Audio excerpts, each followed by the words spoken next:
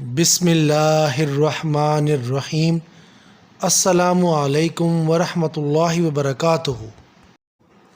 حضور اکرم صلی اللہ علیہ وآلہ وسلم کا فرمان ہے کہ جو شخص فجر کی نماز باجماعت پڑھ لیتا ہے وہ اللہ تبارک و تعالیٰ کی امان میں چلا جاتا ہے، یعنی اللہ تبارک و تعالیٰ کی حفاظت میں چلا جاتا ہے۔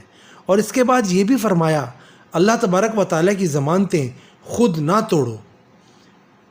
حجاج نے سہل بن عبداللہ کو بلایا اور کہا کہ اس فلاں بندے کو قتل کر دو، ان کو حکم ملا تھا تو انہوں نے پورا کرنا تھا۔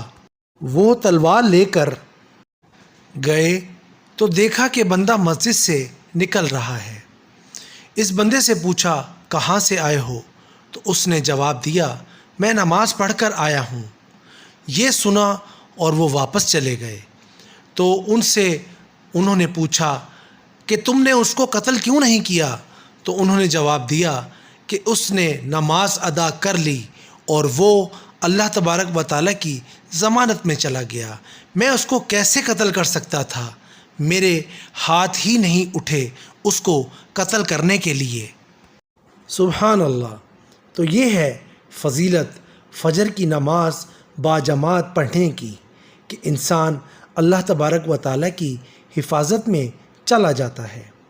اللہ تعالیٰ سے دعا ہے اللہ تعالیٰ مجھ سمیت ہم سب کو 5 وقت کی نماز باجماعت ادا کرنے کی توفیق عطا فرمائے، آمین۔ تو یہ تھی میری آج کی چھوٹی سی ویڈیو، امید کرتا ہوں آپ کو پسند آئی ہوگی۔